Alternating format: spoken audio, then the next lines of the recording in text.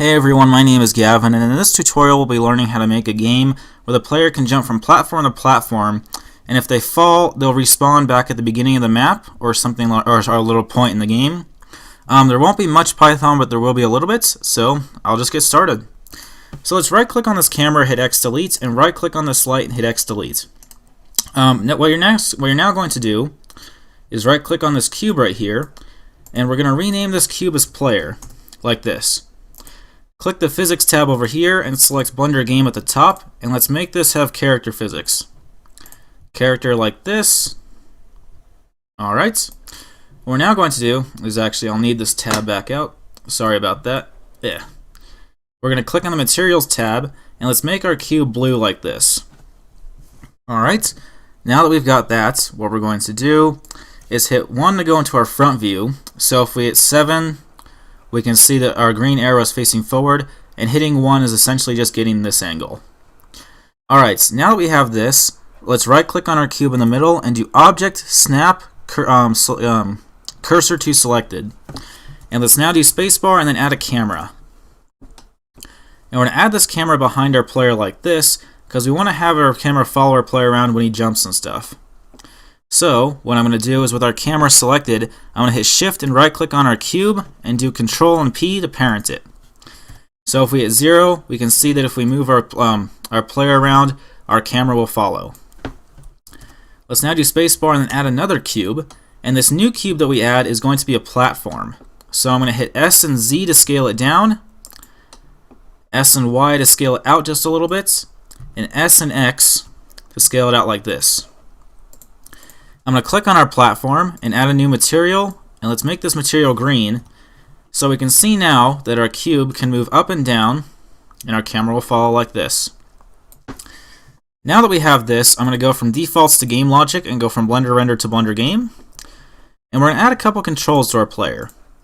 There's going to be an always sensor that's going to be running a Python script, but we haven't added that just yet, so I'll leave that empty for now. And we're going to have a keyboard sensor, and this keyboard sensor is going to be the A key. And what this is going to do is move our player left, and we're going to have another key, which will be the D key. And the D key is going to move our player right. So A and D like this. Let's add a motion actuator. And for our A key, since that'll be left, we'll have it go -2 or -0.2 or 0.5, let's say, on the x-axis. So that'll be left. And then for right, we'll have 0.5 on the y-axis. Or on the x-axis, sorry. Connect the A key to the first one that goes left, and the D key to the one that goes right. If we hit 0 now, we can see if we hit P, we can move left and right like this. Alright, now that we have that, we want to be able to make our player jump. So let's add a keyboard sensor with tab selected. I'll call it jump, and that'll be the space bar. And what we're going to do is add a motion actuator, change it from simple motion to character motion, and with jump selected. And let's connect this to our jump actuator. So we can see we can jump, and our player will move around left and right. I'm actually going to change this up so that left will be -0.3, -0.3, right will be 0.3. And for our jump force, which we need to edit on our player, I'm going to make it just a bit higher. So click on the physics tab, and for the jump force, I'm going to put 30. So we can see our player move around just a little bit slower, and the jump will be a bit higher. Well, that's a lot higher. Let's see, how about 15? That's okay. 15 will work for this. Alright, now that we have this, what we're going to do is we're going to add a new plane into our game by right-clicking onto our bottom cube, and I'll call this cube floor. We're going to do Shift and D to copy it and drag it over here. And do Shift and D to copy it and then drag it over here. And let's do this a couple of times. Actually, I'll hit X. Let's copy all 3 of these and do Shift and D and drag them out like this. Now what we're going to do is we're going to make these all be on different heights. So I'm going to drag one to be a little bit lower. Maybe this one's a little bit lower too. This one's a little higher. This one's a lot lower, and this one's a bit higher.